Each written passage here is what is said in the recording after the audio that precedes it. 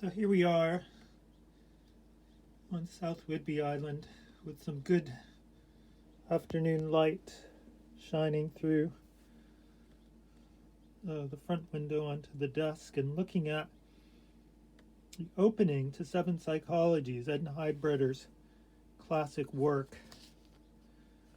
And I want to just address the opening chapter.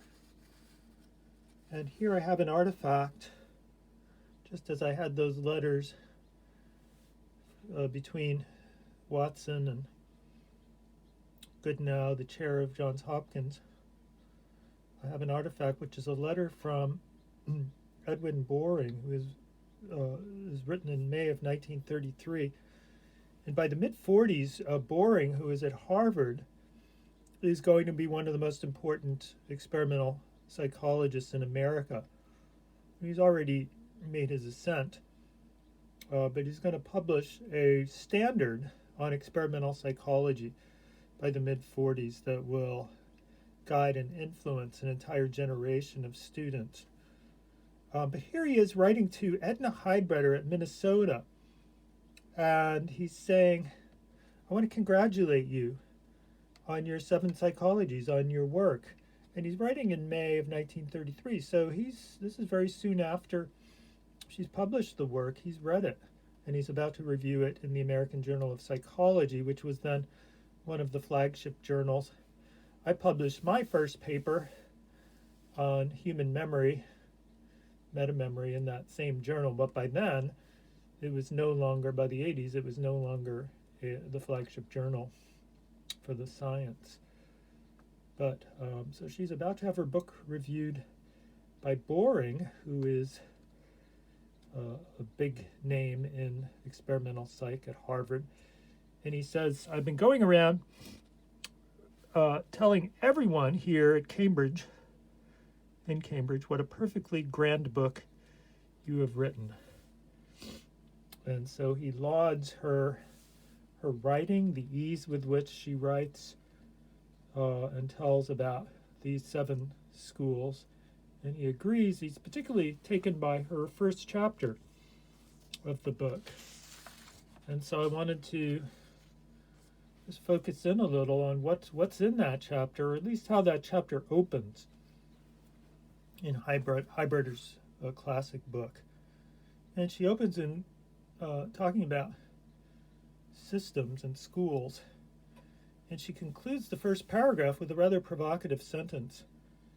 She says, there is not enough fact in the whole science of psychology to make a single solid system. There's not enough fact in the whole science to make for a single solid system. That's a really profound statement, and it is one that gives us a glimpse into the state of psychology by 1933 from this person who gives us an expert reflection on what she will come to define as 7 schools that had evolved by that time. She's saying there really isn't very much that is factual in psychology, in this science. So that's very interesting. But she goes on from here, and in the very next few pages, she mentions no fewer than 3 pursuits of psychologists. What are then 3 highly evolved pursuits? And I want to mention these 3 among several.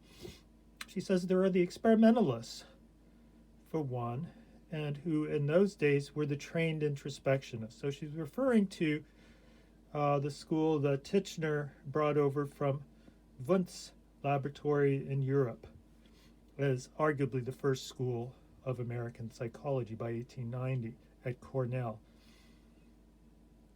And she defines that school in saying, these people believe that the true task of psychology is the examination of consciousness. And she also mentions that in those days, that school of introspection were known as brass instrument psychologists. So she's describing this school of introspectionism as one that had been in place for a while and one that believed that they would stand the test of time by this time. But in fact, by 1913, John Watson broadsides them with his two seminal papers launching the behavioral movement. So they were wrong about standing the test of time. And it's very interesting to me that they should have been called brass instrument psychologists. You think of brass instruments, you think of experimentation, you think of more modern day pursuits. But what they were doing was brass instruments were creating stimuli. They might have been tactile stimuli, for instance. They might have been visual stimuli that were projected onto a screen, about which the trainee would make their introspections, and through those introspections try to discern the structure of the mind, and thus the name structuralist. So it's always been very interesting to me how introspectionists were called the brass instrument psychologists, but they were very experimental. So that tradition goes back even to their flawed use of consciousness to study the mind, to serve as a conduit to the structure of the mind, and that's what got them in trouble eventually with Watson. There's a second group she mentions that includes John Watson and others, and she describes the group in this way. She says, they are for the most part confident and resolute young men, strong in the faith that by probing the depth of matter and muscle, they are digging at the roots of things. And so she's really talking about the physiological psychologists. And Watson among them, who had by this time trained at Chicago, in the laboratory at Chicago, and had done studies of animals and rats in mazes, etc. And so she says there's a second group out of physiological psychologists, and it's interesting to me how I'd often heard of John Watson's behaviorism early on, the first wave of behaviorism, described as a skin-deep psychology. In other words, one that probed the musculature, one that probed glandular responses that were driven by glands and nerves and reflexes, etc. And of course, this tradition of physiological psychologists extended forward into the present day. I went to grad school with several physiological psychologists, but at this time, that school or that discipline within psychology was just being birthed. She describes in these first few pages a third discipline, and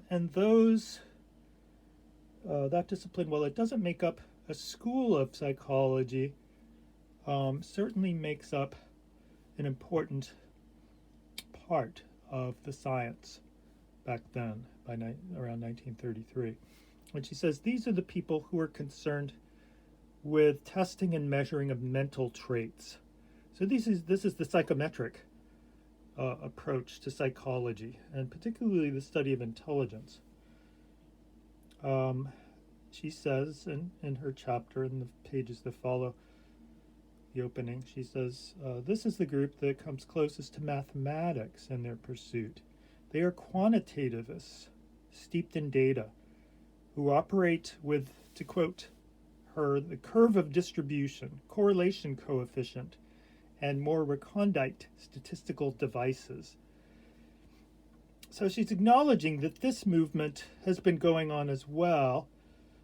These are the measurers of human intelligence like Galton and Spearman and others who have used correlation as a tool and as a metric to describe this important human attribute.